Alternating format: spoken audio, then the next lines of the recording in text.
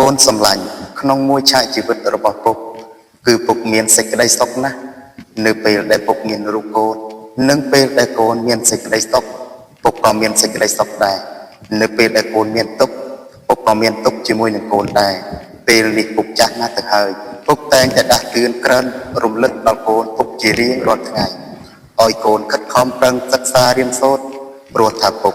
មិនអាចចិញ្ចឹមកូនបានរហូតនោះទេហើយពុកក៏មិនអាចនៅមើលថែកូនអស់មួយជីវិតបានដែរមានតែចំណែកវិជ្ជាតែមួយគត់ដែលអាចជួយកូនបាននៅពេលដែលអត់ពីពុកទៅពុកគ្មានទ្រព្យអ្វីដើម្បីបន្សល់ទុកឲ្យកូននោះទេមានតែពាក្យពេចន៍សំដីខ្លះៗដើម្បីណែនាំប្រាប់កូនទាន់ពេលពុកនៅមានដង្ហើមពុកឲ្យខិតខំរៀនសូត្រតែប៉ុណ្ណោះផុតពីនឹងទៅគឺកូនត្រូវតែពឹងលើសមត្ថភាពរបស់ខ្លួនឯង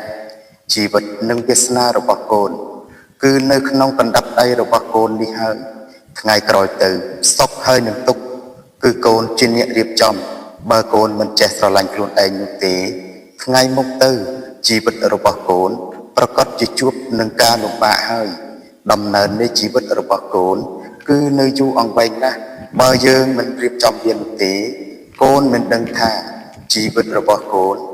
ត្រូវជួបប្រទះនៅបញ្ហាអ្វីខ្លះទេជីវិតរបស់កូន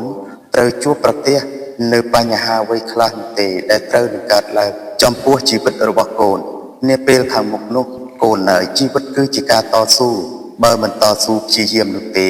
ជីវិតនឹងទទួលផលពិបាកគ្មានអ្នកណាម្នាក់ដែលអាចជួយកូនបានឡើយក្រៅតែពីខ្លួនឯងនោះចេះជួយខ្លួនឯងតែប៉ុណ្ណោះចំណែកឯជីវិតរបស់កូនវិញក៏ដូចគ្នា